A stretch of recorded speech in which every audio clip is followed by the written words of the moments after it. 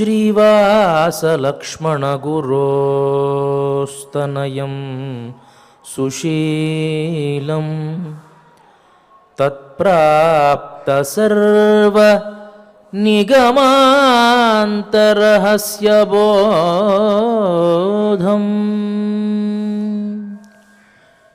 श्रीबालधन्वि कुलवारिधिशितभानुम्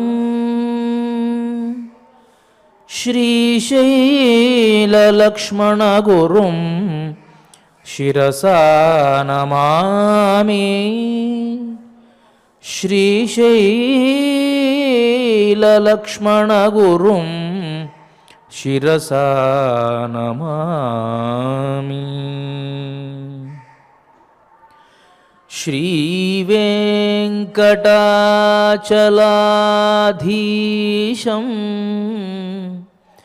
श्रियाध्यासितवक्षसं श्रितचेतनमन्दारं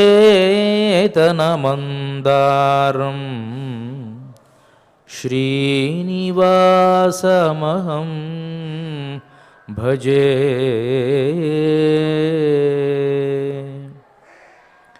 శ్రీమదాదివరాహ క్షేత్ర విభూషితుడు అఖిలాండకోటి బ్రహ్మాండ నాయకుడు అయినటువంటి శ్రీనివాసుని పాదారవిందాల చింత ధనుర్మాస సమయంలో తిరుప్పావై యొక్క భావాన్ని మనం తెలుసుకుంటూ తరువాత భగవన్ నామ వైభవాన్ని కూడా తెలుసుకుంటూ ఉన్నాం. ఈ అవకాశాన్ని మనకు కల్పించినటువంటి శ్రీ వెంకటేశ్వర భక్తి ఛానల్ వారికి ముందుగా నా కృతజ్ఞతలు తెలియజేసుకుంటూ ఇవాటి రోజున 27వ పాశురమైనటువంటి కూడారై అనేటువంటి పాశురం యొక్క అర్థాన్ని మనం తెలుసుకొని తరువాత అష్టోత్తరంలో ఉండేటువంటి అర్థాల్లోకి ప్రవేశిద్దాం. ముందుగా పాశుర అనుసంధానాన్ని చేద్దాం. కూడారై వెల్లుం షీర్ గోవింద ఉంతన్నై పాడి పరైహుండు యాం పెరుషమ్మానం నాడు పుహழும் పరిశినాల్నన్నాహ షూడహమే తోళ్వళయే తోడే செவிப்பூவே பாடகமேயன்னனைய பல்கலனும் யாமடிவோம் ஆடையுடுப்போம் அதன் பின்னே பால்சோறு மூட நெய் பெய்து முழங்கை வழிவார కూడిఇருந்து కుళిరిందేలోర్ ఎంబావాయ్. నిన్నటి పాశురంలో పరమాత్మను గోపికలంతా కూడాను వాళ్ళ వ్రతానికి కావలసినటువంటి పరికరాలు అడగడం జరిగింది. అంటే మాకు శంఖాలు కావాలి, పరై అనేటువంటి వాద్యాలు కావాలి, చాందిని కావాలి, తర్వాత దీపం కావాలి, ఇట్లా అనేకమైనటువంటి వ్రత సంభారాలు అడిగి ఇవాల్టి ఈ పాశురంలో ఈ వ్రతాన్ని అనుష్ఠించడం వల్ల వచ్చేటువంటి పెద్ద ఫలితాన్ని తెలియజేస్తున్నారు. స్వామి, ఇప్పటి వరకు మేము అడిగింది కేవలం వ్రత సంభారాలు మాత్రమే. ఈ వ్రతాన్ని మేము ఆచరించడం వల్ల మాకు కలిగేటువంటి పెద్ద సన్మానాన్ని తెలియజేస్తున్నాము, విను. ఎలాంటి సన్మానమో నువ్వు గుర్తుపెట్టుకొని చెయ్యాలి అని చెప్పి ఈ పాశురంలో వివరంగా తెలియజేస్తున్నారు. కూడారై వెల్లుం షీర్ గోవింద, నిన్ను ఆశ్రయించనటువంటి వారిని కూడా జయించగలిగేటువంటి పరాక్రమం కలిగినటువంటి ఓ గోవింద, ఉంతన్నై పాడి పరైహొండు, నిన్ను ఉంతన్నై పాడి, నిన్ను పాడి పరైహొండు, ఈ పరై అనేటువంటి వాద్యాన్ని మేము పొంది యాం పెరుషమ్మానం, వ్రతం అనుష్ఠించినటువంటి తర్వాత మేము పొందేటువంటి గొప్ప సన్మానం ఏమిటో తెలుసా? నాడు పుహഴുం పరిశినాల్ నన్రాగా, ఈ ప్రపంచమంతా కూడాను, విశ్వమంతా కూడాను ఇలాంటి సన్మానం నభూతో నభవిష్యతి అనేట్టుగా నువ్వు చేయాలి. అంటే ఈ వ్రతమంతా పరిసమాప్తి అయిన తరువాత నువ్వు మాకు చేసేటువంటి సన్మానం చాలా వైభవంగా ఉండాలి, ఈ విశ్వమంతా కీర్తించే విధముగా ఉండాలి ఆ సన్మానం. నాడు పుహഴുం పరిశినాల్ నన్నాహ షూడగమే తోళ్వళయే, షూడగమే అంటే చేతికి గాజులు మాకు ఇవ్వాలి, అదే సందర్భంలో తోళ్వళయే భుజకీర్తులు మాకు కావాలి, తోడే చెవికు దుద్దులు కావాలి, చెవిప్పూవే కర్ణపుష్పాలు మాకు కావాలి, చెవిప్పూవే పాడగమేయన్ననయ పాదాలకు అందెలు మాకు కావాలి, పాడగమేయన్ననయ పల్గలను యామడివోం, ఇలా అనేకమైనటువంటి ఆభరణాలు మాకు కావాలి.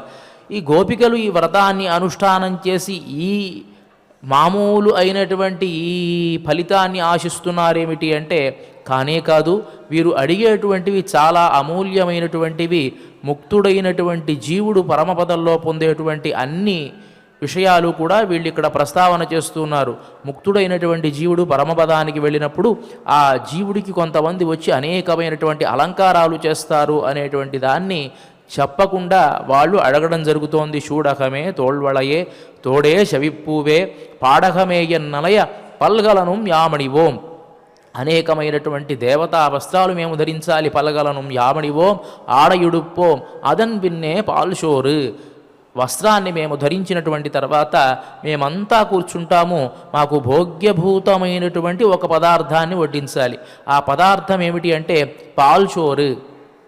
మూడ నైపెయ్యదు ముழங்கள் వழிవార కూడి ఇరుందు కుళిరుందేలో రెంబావాయ్. వాస్తవానికి ముక్త పురుషుడు పరమపదానికి వెళ్ళినప్పుడు పరమాత్మ ఎవరు నీవు అంటే అహమన్నాదో అహమన్నాదో అహమన్నాద అహమన్నమహమన్నం అని అంటట జీవుడు. నేను నీకు అన్నాన్ని అని ఈ జీవుడు చెబితే పరమాత్మ నాకు అన్నం దొరికింది అని ఆనందిస్తాట. పరమాత్మ అన్నం దొరకడం ఏమిటి అంటే జీవుడు దొరకడమే ఆయనకు ఆహారం దొరికినట్టుగా భావిస్తాట పరమాత్మ. దీనినే వారు చెప్పకుండా వైభవంగా మాకు ఒక కూడారి ప్రసాదం అనేటువంటి ప్రసాదాన్ని చేయించాలి అని చెప్పి పైన వచ్చేటువంటి అర్థంగా మనకు తెలియజేయడం జరిగింది. ఈ ప్రసాదం సహజంగా ఈ పాశురం రోజు విశేషంగా చేస్తారు. దాన్ని అక్కారవడిసెల్ అని అంటారన్నమాట. బియ్యాన్ని బాగా పాలల్లో ఉడికించి చేసేటువంటి ఒక గొప్ప ప్రసాదం, అమూల్యమైనటువంటి ప్రసాదం. అంటే ఇంతకాలం కూడా మేము వ్రత ఉపవాసాన్ని చేశాము కాబట్టి ఆ వ్రత ఉపవాసం తీరే విధముగా మాకు ఆనందదాయకమైనటువంటి ఆ తీపి పదార్థం దొరకాలి అని చెప్పి ఈ గోపికలంతా ఆ పరమాత్మకు తెలియజేయడం జరిగింది. ఈ పాశురంలో పైన ఉండేటువంటి అర్థం ఒకటైతే లోపల ఉండేటువంటి అర్థం మాత్రం మేము ముక్తిని పొందాలి, ముక్తిని పొంది నిన్ను ఆశ్రయించాలి, నిన్ను చేరాలి అనేటువంటిదే ఈ పాశురంలో ఉండేటువంటి అర్థం. ఇక ఈ పాశుర అర్థాన్ని అట్లా ఉంచితే భగవన్నామ అష్టోత్తరాలలో వెంకటేశ్వర అష్టోత్తరంలో మనం ఇవాల్టి రోజున 72వ నామాన్ని తెలుసుకుంటూ ఉన్నాం. శ్రీకరాయ శ్రీ వెంకటేశాయ నమః అనేటువంటి నామం. ఈ నామానికి విష్ణు సహస్రనామంలో శంకరాచార్య స్వామి వారు తెలియజేశారు కదా, స్మరతాం స్తువతాంచ భక్తానాం శ్రియం కరోతి ఇది. ఎవరైతే ఆ పరమాత్మను స్మరిస్తూ స్తుతిస్తూ ఉంటారో ఆ భక్తులకు శ్రియం కరోతి, ఇహాన్ని పరాన్ని ఇచ్చేటువంటి వాడు కాబట్టి శ్రీకరుడు అనేటువంటి పేరు ఆ వెంకటేశ్వర స్వామికి వచ్చింది అని శంకర భగవత్పాదులు తెలియజేస్తే, శ్రియం కరోతీతి మంగళాన్ని ఇచ్చేటువంటి వాడు, తాం పరత్వ ఇహ వ్యూహావతారాదిష్వపి స్వానురూపాం కరోతీతి అంటే లక్ష్మీదేవిని తనకు అనురూపంగా ఎల్లప్పుడూ మలసుకుంటూ ఉండేటువంటి వాడు అని ఒక అర్థాన్ని ఇక్కడ భట్టరు వారు తెలియజేశారు. అంటే తాం పరత్వ ఇవ ఆ లక్ష్మీదేవిని పర అవతారంలో ఉండేట్టుగా వ్యూహావతారంలో తాను ఏ అవతారాన్ని ధరిస్తే ఆ అవతారానికి తగినట్లుగా వ్యూహావతారాదిష్వపి స్వానురూపాంకరోతి ఆ లక్ష్మీదేవిని ఆ విధంగా మార్చుకుంటూ తాను ధరించి ఉంటాట ఆ పరమాత్మ. అందువల్ల శ్రీకరాయ శ్రీ వెంకటేశాయ నమః అనేటువంటి ఆ నామంలో ఆ శ్రీకరుడైనటువంటి వాడే ఈ వెంకటేశ్వర స్వామి అని తెలియజేయడం జరుగుతోంది. ఇక 73వ నామమైనటువంటిది ఉపత్యకా ప్రదేశస్థ శంకరధ్యాతమూర్తయే శ్రీ వెంకటేశాయ నమః అనేటువంటి నామం. ఉపత్యకా ప్రదేశస్థ ఈ పర్వత సానువులకు సమీపంగా ఉన్నటువంటి శంకర ధ్యాతమూర్తయే నమః శంకరుని చేత ధ్యానింపబడినటువంటి మూర్తి అయినటువంటి వెంకటేశ్వరునికి నమస్కారం అనేటువంటిది ఈ నామం యొక్క అర్థము. ఏమిటి ఈ నామంలో ఉండేటువంటి వైశిష్ట్యము అంటే, త్రేతాయుగ కాలంలో రావణాసురుడు జన్మించి అనేకమైనటువంటి దేవతలను ఇబ్బంది పెడుతూ ఉంటే వారంతా పరమాత్మను ఆశ్రయించారట. అదే సందర్భంలో ఇక్కడ దశరథ మహారాజు ఇక్కడ ఉండేటువంటి ఈ స్వామి పుష్కరిణి దగ్గరికి వచ్చి కొంతకాలం తపస్సు చేస్తూ ఉన్నాడు. ఆ సందర్భంలో స్వామి ఎప్పుడైతే ప్రత్యక్షమయ్యాడో, స్వామి ఇక్కడ ప్రత్యక్షమయ్యాడు అని తెలుసుకున్నటువంటి దేవతలంతా కూడాను స్వామిని ఆశ్రయించడానికి ఈ పర్వత ప్రదేశానికి వచ్చారు. వచ్చినటువంటి సందర్భంలో దశరథ మహారాజు 4 శ్లోకాలతో ఈ స్వామిని స్తోత్రం చేశాట. కేవలం 4 శ్లోకాలతో ఈ స్వామిని స్తోత్రం చేయడం వల్ల స్వామి దశరథ మహారాజుకి ఒక వరాన్ని ఇచ్చాడు. 4 శ్లోకాలతో నన్ను స్తోత్రం చేయడం వల్ల 4 కుమారులు నీకు జన్మిస్తారు అని చెప్పి దశరథ మహారాజుకి వరాన్ని ఇవ్వడమే కాకుండా అక్కడ వచ్చినటువంటి దేవతలకు ఏమి కావాలో అవన్నీ కూడా తాను ఇస్తూ మీరు భయపడాల్సినటువంటి అవసరం లేదు, ఈ దశరథుని యొక్క కుమారుడిగా నేను జన్మించి రావణాసురుణ్ణి సంహరిస్తాను అనేటువంటి విషయాన్ని కూడా ఆ దేవతలకు తెలియజేశాడు.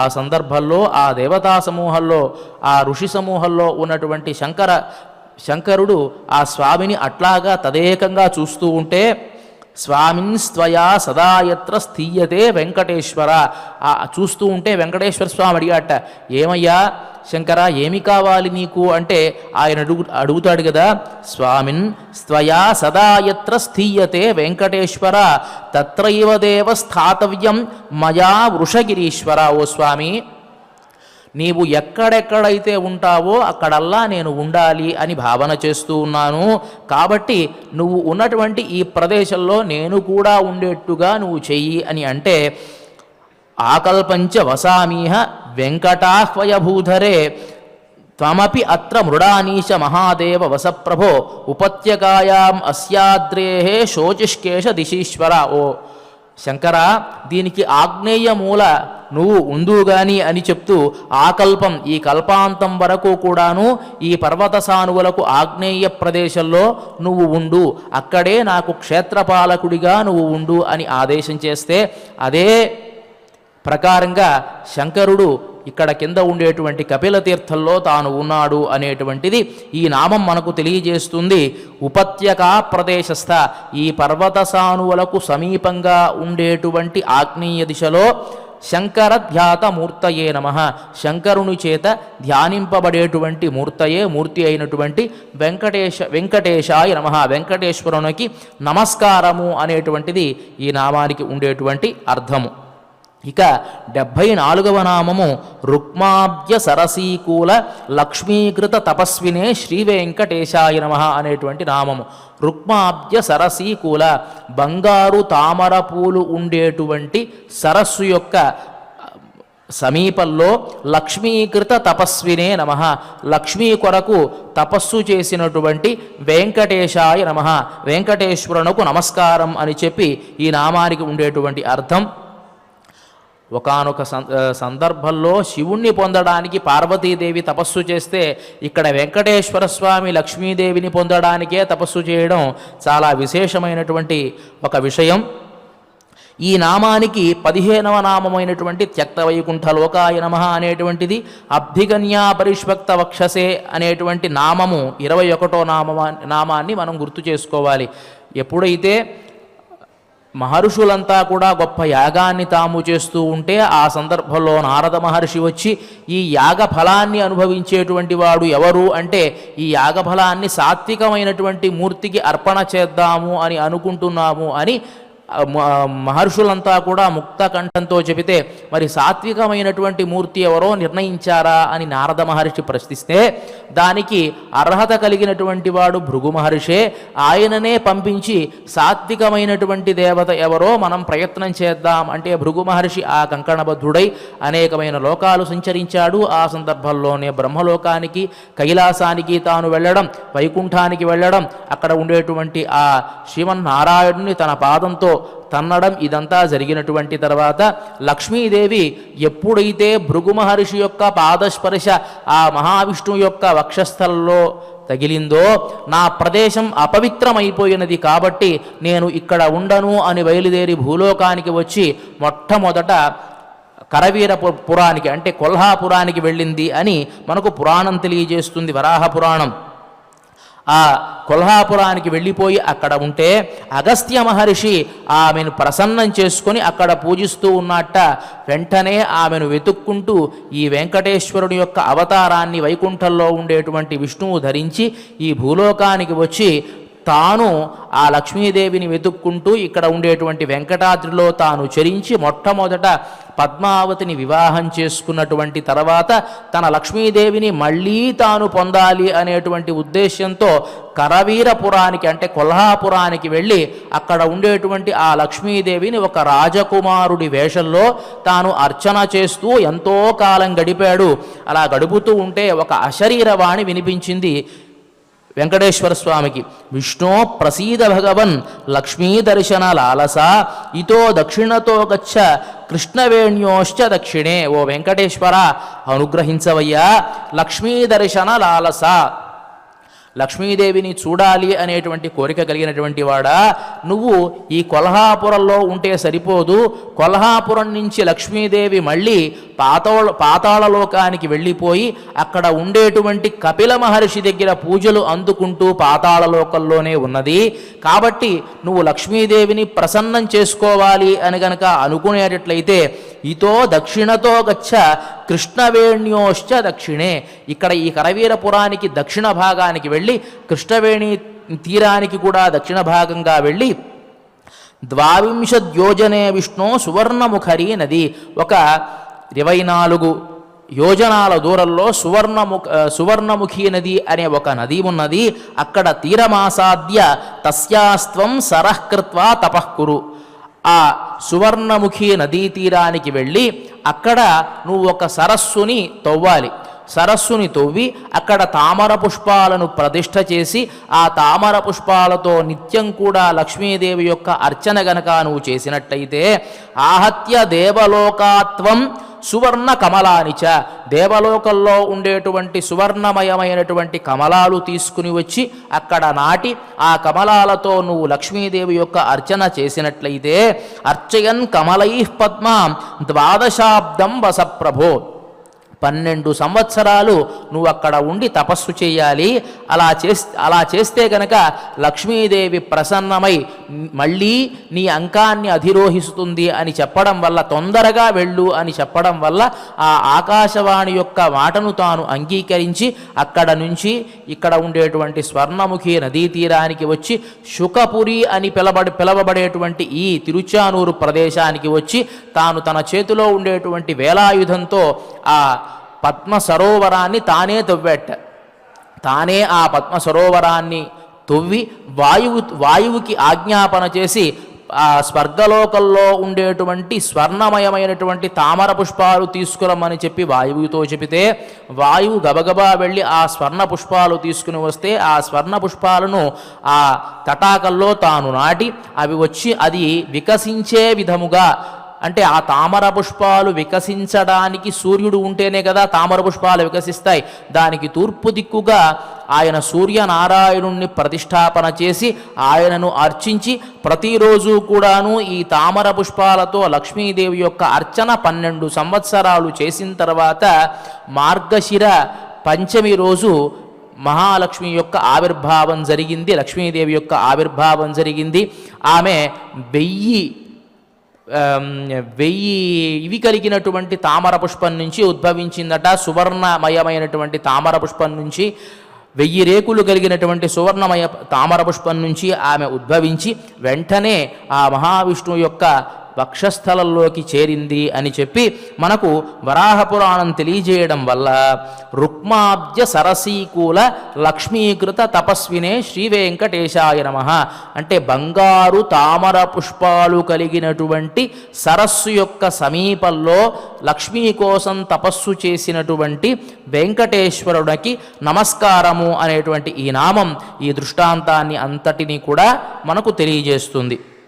ఇక 75వ నామం లసల్లక్ష్మీకరాంభోజ దత్త కల్హారకస్రజే నమః. ఇందాక విషయాన్నే మళ్ళీ గుర్తు చేస్తూ ఉన్నారు.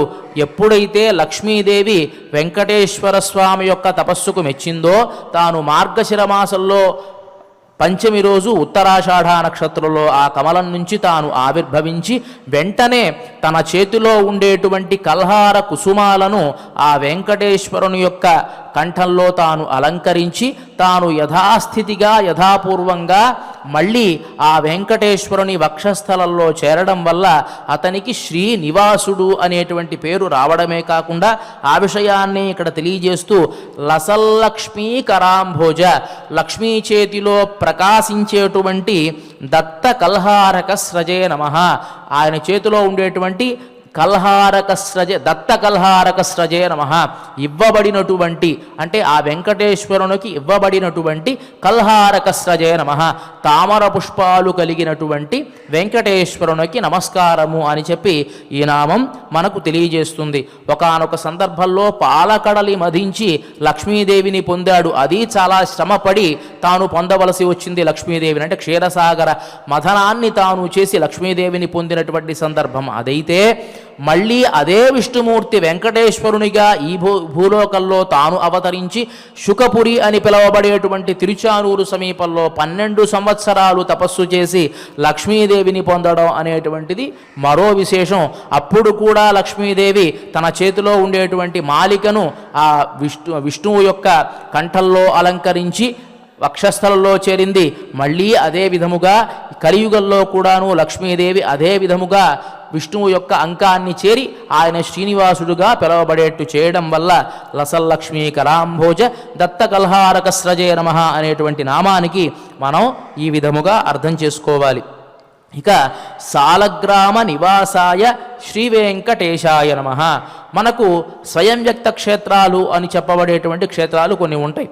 అంటే సాక్షాత్తు పరమాత్మ తనకు తానుగా వచ్చి ఉండేటువంటి క్షేత్రాలు. దాంట్లో వెంకటాచలము, తర్వాత శ్రీరంగము, తర్వాత సాలగ్రామము అంటే ముక్తినాథ క్షేత్రము, ఇలా బదరీ క్షేత్రము, ఇట్లా 8 క్షేత్రాలు ఉన్నాయి. దాంట్లో సాలగ్రామ క్షేత్రంలో ఉండేటువంటి ఆ పరమాత్మ యొక్క వివరాన్ని ఇక్కడ తెలియజేస్తున్నారు. సా అలి గ్రావ అని దానికి అర్థం. గ్రావ అంటే రాయి, అలి అంటే వజ్రకీటము, అంటే వజ్రకీటముతో కలిసినటువంటి రాయి కాబట్టి దానికి సాలిగ్రావ అనేటువంటి దానికి పేరు అన్నమాట.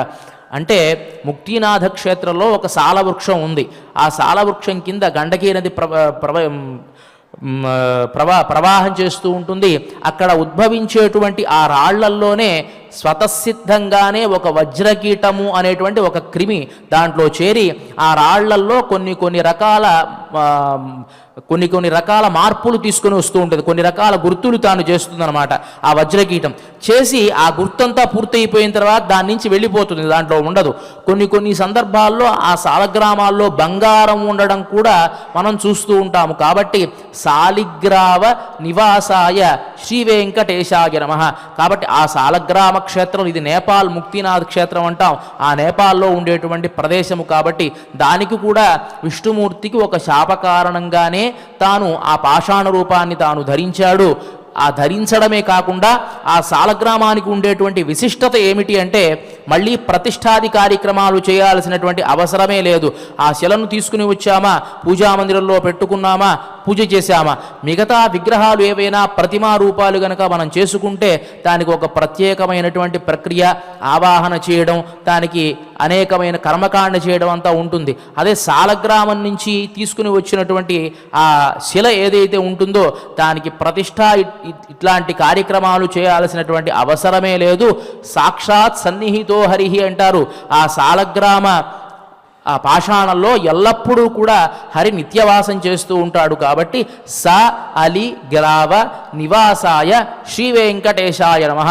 ఇక్కడ ఉండేటువంటి ఆ మూర్తే ఆ ముక్తినాథ క్షేత్రంలో కూడా వేంచేసి ఉంటాడు అని చెప్పడం కోసం ఆ వజ్రకీటాన్ని కలిగినటువంటి పాషాణంలో ఉండేటువంటి ఆ హరే ఇక్కడ వేంచేసి ఉన్నాడు అని చెబుతూ సాలిగ్రావ నివాసాయ శ్రీ వెంకటేశాయ నమః అనేటువంటి నామం మనకు తెలియజేస్తుంది.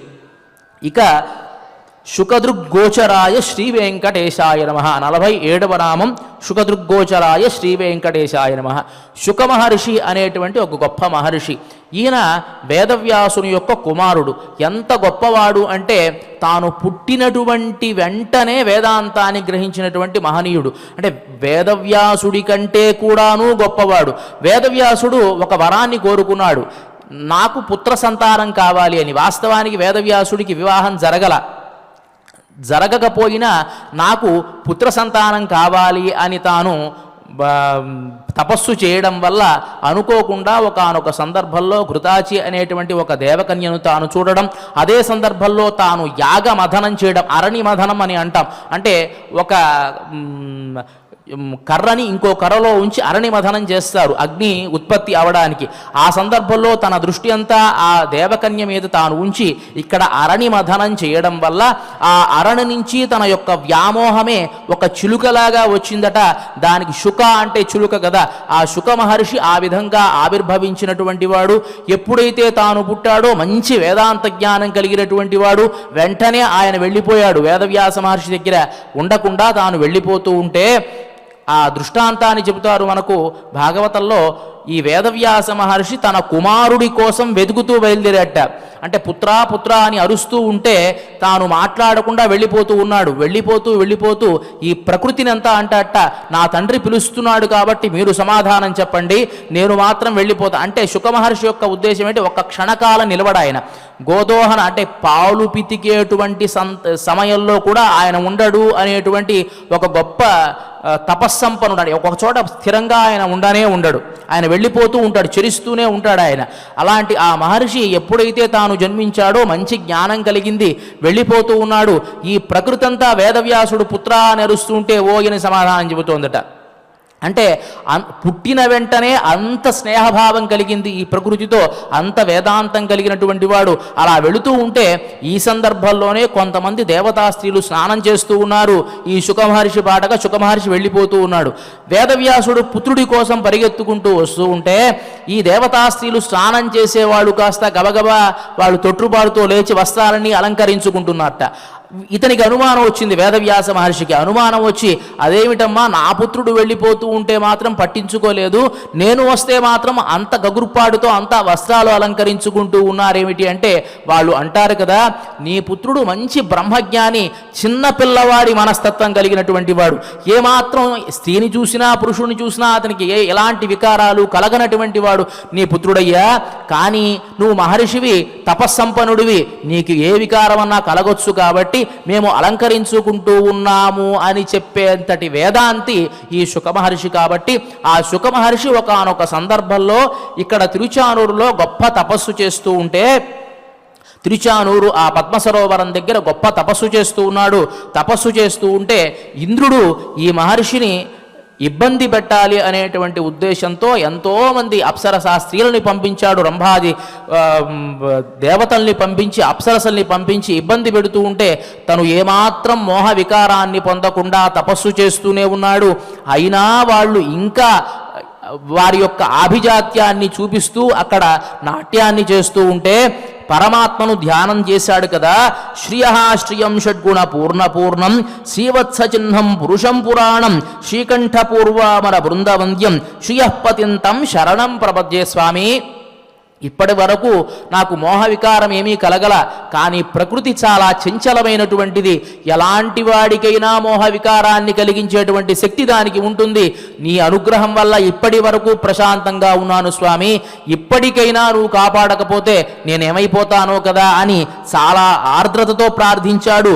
శ్రియ శ్రియం, లక్ష్మీదేవికే సంపద అయినటువంటి వాడు, షడ్గుణ పూరపూర్ణం 6 గుణాలతో విరాజిల్లేటువంటి వాడు, శ్రీవత్స చిహ్నం శ్రీవత్సము అనేటువంటి లాంఛనం కలిగినటువంటి వాడు, పురుషం పురాణం చాలా ప్రాచీనమైనటువంటి పురుషుడు.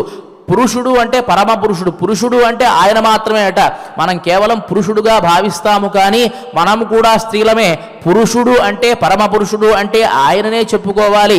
ప్రాచీనమైనటువంటి పురుషుడు ఆయనే. శ్రీకంఠపూర్వామర బృందవంద్యం శ్రియపతింతం శరణం ప్రపద్యే. అనేకమైన దేవతా సమూహాల చేత పొగడబడేటువంటి ఓ స్వామి, నిన్ను నేను శరణు వేడుతున్నాను, వీరి బారు నుండి నన్ను కాపాడు అని ప్రాధేయపడితే వెంటనే వెంకటేశ్వర స్వామి తనకు గోచరమయ్యి బహిరివ పురతస్థం వీక్ష్య చక్షు పదస్థం, తన మనస్సులో ఉండేటువంటి ఆ స్వామి ఒక్కసారిగా బహిర్గతమయ్యి ఎదురుగా ప్రత్యక్షమయ్యాడు. నియమిత నిగమాంత పూర్ణకామో బభూవ. ఇంతకాలము కూడా తనకు తెలియనటువంటి విద్యలు కూడా తాను పొందాట ఆ శుకమహర్షి. బహిరివ పురతస్థం వీక్ష్య చక్షుపదస్థం, తన కంటికి కనబడేట్టుగా ఆ స్వామి గోచరమవడం వల్ల నిగమాంతాలు కూడా గోచరించాయి ఆ శుకమహర్షికి. అలా గోచరించినటువంటి తర్వాత ఆ వెంకటేశ్వర స్వామి అన్నాడు కదా, ముక్తిర్దత్తా ముదాకార సశరీరా వినశ్వరి కల్పక్షయే చ సాయుజ్యం అస్మన్ మంత్రాంగ సంభవం. ఓ శుక మహర్షి, నీ తపస్సుకు నేను మెచ్చాను కాబట్టి ముక్తిర్దత్త, నీకు ముక్తి ఇవ్వబడింది. ఈ శరీరాన్ని విడిచిపెట్టినటువంటి తర్వాత నువ్వు నా లోకానికి రాగలవు అని చెప్పి ఆయనకి వరాన్ని ఇవ్వడం జరిగింది. కాబట్టి శుకదృగ్గోచరాయ శ్రీ వెంకటేశాయ నమః. శుక మహర్షికి కనిపించినటువంటి వెంకటేశ్వరునికి నమస్కారము అనేటువంటి నామం 77వ నామం మనకు ఈ దృష్టాంతాన్ని తెలియజేస్తుంది. ఇక 78వ నామం నారాయణ అర్థిత అశేష జనదృగ్ విషయాయ నమః. నారాయణుడు అనేటువంటి ఒక బ్రాహ్మణుడు అర్థించడం వల్ల అందరికీ గోచరముగా ఉండేటువంటి వెంకటేశ్వరునికి నమస్కారము అనేటువంటిది 78వ నామము. ఇంతకుముందు అగస్త్యాభ్యర్థితాశేష జనదృగ్విషయాయ నమః అనేటువంటి నామాన్ని మనం చెప్పుకున్నాం. అగస్త్య మహర్షి కూడా తనకు గోచరమైనటువంటి ఆ స్వామిని ప్రార్థించి, స్వామి మాలాంటి తపస్సంపన్నులకు నువ్వు గోచరిస్తావు, కానీ సామాన్యమైనటువంటి మానవులకు కూడా గోచరించాలి కదా, కాబట్టి ఒక రూపాన్ని సంతరించుకొని ఇక్కడ వేంచేసి ఉండు అని ప్రార్థించాడు అని మనం ఆ నామంలో తెలుసుకున్నాం. అదే విధముగా ఇక్కడ కలియుగ ఆదిలో నారాయణుడు అనేటువంటి ఒక బ్రాహ్మణోత్తముడు గొప్ప తపస్సును చేశాడు. ఆ తపస్సు చేస్తూ ఉంటే ఆయన గరుత్మంతుణ్ణి అధిరోహించి శ్రీదేవి భూదేవి సహితుడై ఈ నారాయణుడు అనేటువంటి వాడికి గోచరమైతే ఆయన అన్నాడు కదా, స్వామి కలియుగము ఆరంభమైంది, కలియుగంలో ఇంత తపస్సు చేసి నన్ను చూసేటువంటి వాళ్ళు ఎవరూ కూడా ఉండరు, వాళ్ళ దృష్టి మాంసచక్షువులకు సంబంధించింది కాబట్టి నువ్వేమో పంచోపనిషన్మయమైనటువంటి వాడివి, కాబట్టి వాళ్ళ మాంసచక్షువులకు కూడా గోచరించేటువంటి రూపాన్ని నువ్వు సంతరించుకొని ఇక్కడ ఉంటే వారిని తరింపజేసినటువంటి వాడివి అవుతావయ్యా, ఇదే నా అభ్యర్థన, ఇదే నా ప్రార్థన అని చెప్పి కోరుకుంటే నారాయణ అర్థిత, నారాయణుడి చేత ప్రార్థింపబడి అర్థిత అశేష జనదృగ్విషయాయ నమః, ఈ సమస్తమైనటువంటి జనరాశికి అందరికీ కూడాను గోచరమైనటువంటి వెంకటేశ్వరునికి నమస్కారము అనేటువంటి నామం మనకు ఆ గొప్పతనాన్ని తెలియజేస్తుంది. ఆ విషయాన్నే తరిగొండ వెంగమాంబ గారు తెలియజేస్తారు. నారాయణుడు అను విప్రుడు ఆరూఢిగా తపముసేపి హరి మెప్పించన్, దారుణి తత్కారణమున ఆరయ నారాయణాద్రి అన ఘనమయ్యన్. దీనికి నారాయణాద్రి అని పేరు రావడానికి కూడా కారణం ఏమిటి అంటే, ఈ నారాయణుడు అనే బ్రాహ్మణోత్తముడు తపస్సు చేసి ఆ స్వామిని మెప్పించాడు కాబట్టి ఆయన అన్నాడు కదా, నిష్కల్మషమైనటువంటి తపస్సు చేశావు, ఈ తపస్సు నీకోసం కాదు ఇక్కడ ఉండేటువంటి జనాలందరి కోసం చేశావు, కాబట్టి ఈ పర్వతానికి నారాయణగిరి నారాయణాద్రి అనేటువంటి నామాలు కూడా వచ్చేట్టుగా నేను వరాన్ని ఇస్తున్నాను, తద్వారా నీవు గొప్ప పేరును సంపాదిస్తావయ్యా అని చెప్పి వరాన్ని ఇచ్చినట్టుగా మనకు వరాహ పురాణం తెలియజేస్తుంది. కాబట్టి నారాయణ అర్థిత అశేష జనదృగ్ విషయాయ నమః అనేటువంటి నామం మనకు ఈ విషయాన్ని తెలియజేస్తుంది. ఇక్కడ ఈ నామ వైభవాన్ని ఇక్కడికి మనం ముగించి ఇక ఇవాల్టి ధనుర్మాస అధిదేవత అయినటువంటి ఆ కృష్ణ పరమాత్మను భీష్ముడు చేసినటువంటి స్థుతి ద్వారా మనం స్తోత్రం చేసుకుంటాం. శ్రీ వెంకటేశ్వర భక్తి ఛానల్ ప్రసార మాధ్యమం ద్వారా ఎవరైతే ఈ కార్యక్రమాన్ని వీక్షిస్తున్నారో వారు నిమీలిత నేత్రులై భగవంతుని పాదార విందాలను మనస్సులో లగ్నం చేసుకొని ఈ విధంగా ప్రార్థించండి. భీష్మ ఉవాచ భీష్మ ఉవాచ దిశాభిర్విదిశాభిశ్చ దిశాభిర్విదిశాభిశ్చ నదీభిః సాగరైస్తథా నదీభిః సాగరైస్తదా నక్షత్రైశ్చ ముహూర్తైశ్చ నక్షత్రైశ్చ ముహూర్తైశ్చ కేచరైశ్చ పరైర్గ్రహైః కేశరైశ్చ పరైగ్రహైః దేవర్షిభిస్తపోయుక్తైః దేవర్షిభిస్తపోయుక్తైః సిద్ధైః సప్తర్షిభిస్తథా సిద్ధైః సప్తర్షిభిస్తదా రాజర్షిభిః పుణ్యతమైః రాజర్షిభిః పుణ్యతమైః గంధర్వైరప్సరోగణైః గంధర్వైరప్సరో గణైః చరాచర గురు శ్రీమాన్ చరాచర గురు శ్రీమాన్ వృతః సర్వసురైः सर्वसुरैस्तथा वृतः सर्वसुरैस्तदा ब्रह्मा ब्रह्मविदां श्रेष्ठः ब्रह्मा ब्रह्मविदां श्रेष्ठः दैत्यमागम्य चाब्रवीत् दैत्यमागम्य चाब्रवीत् ब्रह्मोवाच ब्रह्मोवाच प्रीतोऽस्मि तव भक्तस्य प्रीतोऽस्मि तव भक्तस्य तपसानेन सूरता तपसानेन सूरता वरं वरय भद्रन्ते वरं वरय भद्रन्ते यथेष्टं काममाप्नुहि यथेष्टं काममाप्नुहि हिरण्यकशिपुरुवाच हिरण्यकशिपुरुवाच न देवासुरगन्धर्वाः देवासुरगन्धर्वा न यक्षोरगराक्षसाः नयक्षोरराक्षसा न मानुषाः पिशाचाश्च नमानुषाः पिशाचाश्च हन्युर्मान् देवसत्तमा अन्युर्मान् देवसत्तमा ऋषयो मानमां शापैः ऋषयो मानमां शापैः क्रुद्धा लोकपितामहा वृद्धा लोकपितामहा शपेयुस्तपसा युक्ताः शपेयुस्तमसा युक्ताः पर एष वृतो मया वर एष वृतो मया न शस्त्रेण न चास्त्रेण न शस्त्रेण न चास्त्रेण गिरिणा पादपेन च गिरिणा पादपेन च न शुष्केण न चार्द्रेण न शुष्केन न चार्द्रेण स्यान्नवान्येन वेवधः यान्नवान्येन वेवदाः नाकाशे वा न भूमौ वा आकाशे वा न भूमौ वा रात्रौ वा दिवसेऽपि वा रात्रौ वा दिवसेऽपि वा नान्तर्वा बहिर्वापि स्यात् नान्तर्वा बहिर्वा स्यात् वधो मे पितामहा वधो मे पितामहः पशुभिर्वा मृगैर्न स्यात् पशुभिर्वा मृगैर्न स्यात् पक्षिभिर्वा सरीसृपैः पक्षिभिर्वा सरीसृपैः ददासि चेत्वरानेतान् ददासि चेत्वरानेता देवदेव वृणोम्यहम् देवदेव वृणोम्यहम् ब्रह्मोवाच ब्रह्मोवाच एते दिव्या वरास्तात एते दिव्या वरास्ताता मया दत्तास्तवाद्भुताः मया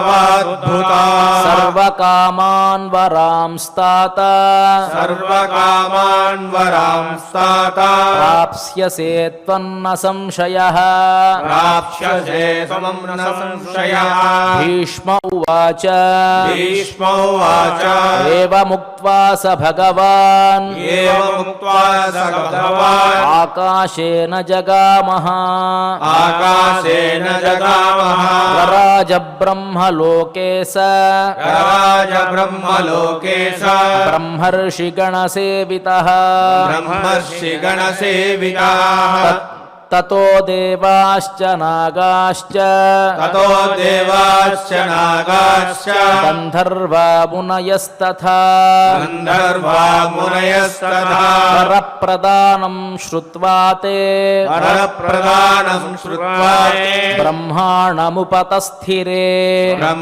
ब्रह्माणमुपतिष्ठरे देवा ऊचुः देवा ऊचुः वराणानेन भगवान् वराणानेन भगवान् बाधिष्यति स नोऽसुरः बाधिष्यति सदोऽसुरः तत्प्रसीदस्व भगवन् तत्प्रसीदस्व भगवन् वधोऽस प्रविचिन्त्यताम् वदोऽस प्रविचिन्त्यताम् इति श्रीमहाभारते इति श्रीमहाभारते सभापर्वणि सभापर्वणि अर्घाभिहरणपर्वणि अर्घाविहरणपर्वणि भीष्मवाक्ये भीष्मवाक्ये अष्टात्रिंशेऽध्याये अष्टात्रिंशेऽध्याये त्रयोदश శ్లోకాః त्रयोदश श्लोकाः మూర్ఖుడైనటువంటి వాడికి ఎలా చెబితే అర్థమవుతుందో అదే విధముగా చిన్న పిల్లవాడికి చెప్పినట్లుగా భీష్మ పితామహుడు కృష్ణుడి యొక్క వైభవాన్ని తెలియజేస్తూ ఉన్నాడు.